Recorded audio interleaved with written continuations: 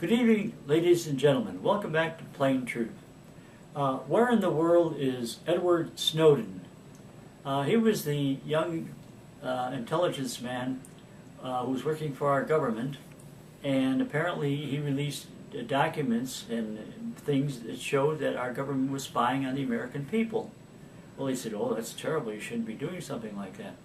Well, the idea that the government is spying is one thing. I guess it's been doing for a long time, but the terrible extent that was going on, and he did it for effect. So he was trying to get American newspapers to try to, newspapers and journalists to try to grab that story, and apparently he couldn't. So he had to go to England and get somebody over there to spill the story, and.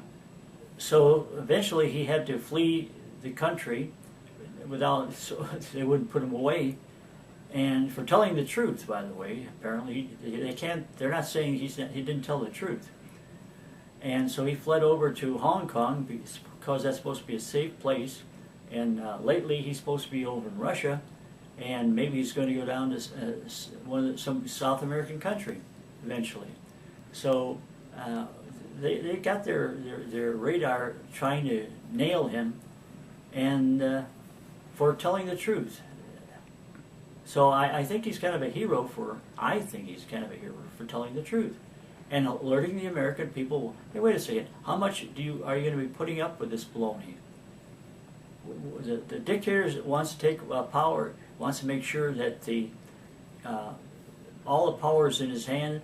And he's going to do all kinds of things for you. He's going to protect you, but you have to give up your liberty, a little bit of your liberty. You don't give up a little bit of your liberty. Either you give it up altogether for a dictator, or you have to stand for it and maybe get squashed once in a while, because that's what's coming down the road right now. Thank you very much for watching Plain Truth.